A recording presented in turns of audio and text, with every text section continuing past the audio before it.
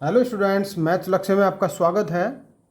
आज हम general maths में एक ऐसा टॉपिक लेकर आए हैं जिससे क्वेश्चन अक्सर बनता है, बहुभुज में विकर्णों की संख्या।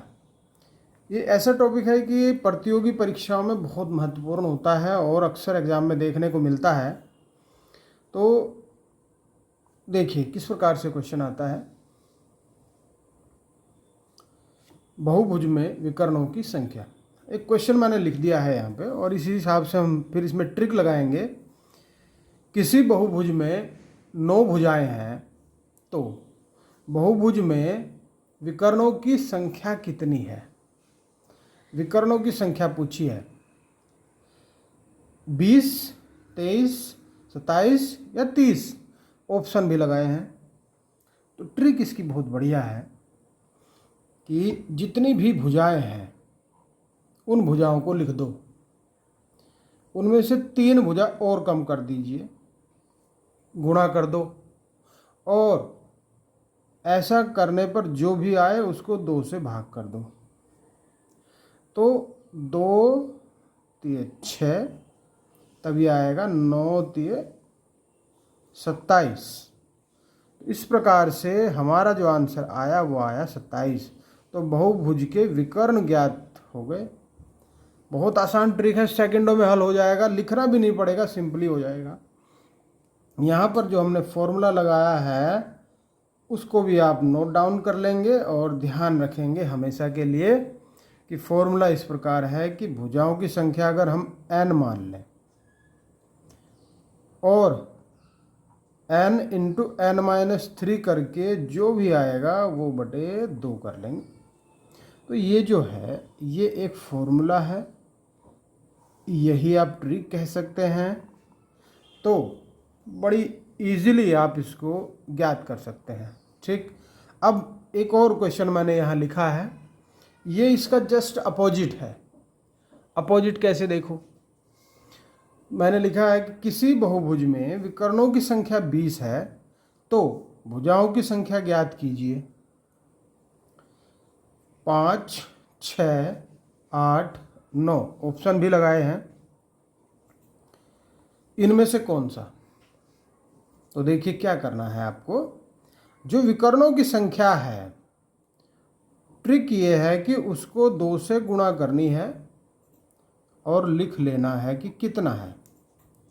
ठीक, अब इसके 2 ऐसे फैक्टर सोचने हैं कि एक संख्या और उससे 3 कम संख्या, एक संख्या और उससे 3 कम संख्या, उन दोनों की मल्टीपल 40 हो जानी चाहिए।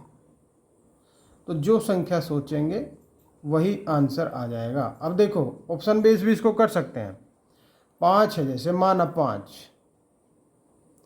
इसमें से 3 घटाओ, बचा 2, तो 5 दूनी 10, इसलिए ये तो नहीं आएगा। फिर 6 देखा, 6 गुणा 3, 6 ते 18, ये भी नहीं आएगा। 8 देखा, 8 में से 3 गए 5, 8 पंजे 40, तो ये तो हो गया। तो देखो एक सोची संख्या 8 में से 3 गए 5 और 8 पंजे आ गया 40, इसलिए जो भुजाओं की संख्या है वो आ गई 8।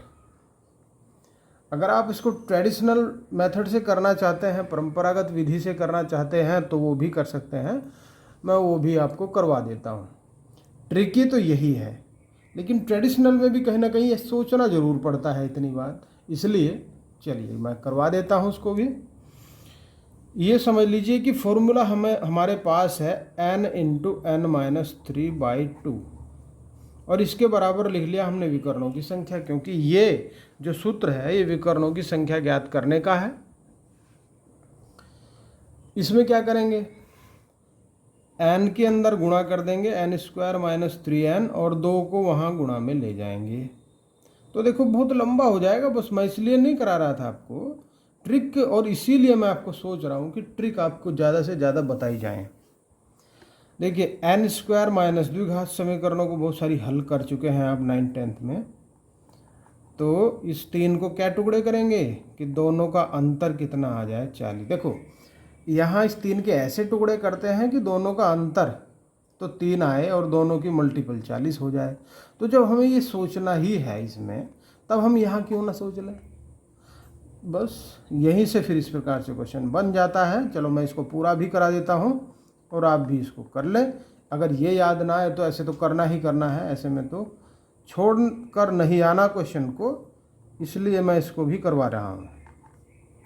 तो देखिए n-8 और n+5 बराबर 0, और यहाँ से एक बार n-8 बराबर 0 लिखा जाएगा तो n बराबर 8, और दूसरी बार n+5 बराबर 0 लिखा जाएगा तो n बराबर -5। तो माइनस में वैल्यू आनी नहीं, तो ये तो आएगा नहीं, इसका मतलब n8।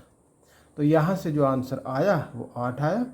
लेकिन इस लेंथी को कौन करेगा, जिसके मेंस में ये क्वेश्चन आएगा कहीं पे, और कहीं ऑब्जेक्टिव में ये आएगा, तो सीधा इस विधि से करके इसको कर लेना है।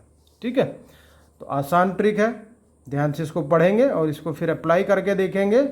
और अब एक क्वेश्चन का आंसर आप दे देंगे कि यदि 13 भुजाएं हैं तो विकर्णों की संख्या कितनी होगी। ये आपके लिए क्वेश्चन है और आप इसको कमेंट बॉक्स में ज़रूर लिख के बताएंगे मुझे कि यदि 13 भुजाएं हैं तो विकर्णों की संख्या क्या। ठीक है, ये आपके लिए क्वेश्चन हो गया। चलिए, इसके साथ ही अब ये बताएं कि सब्सक्राइब किया कि नहीं किया। नहीं किया है तो ज़रूर कर दें, बेल आइकन दबा दें, लाइक कर दें, कमेंट करें और शेयर करना ना भूलें। अपने दोस्तों को, साथियों को ज़रूर शेयर कर दें। Okay, thank you.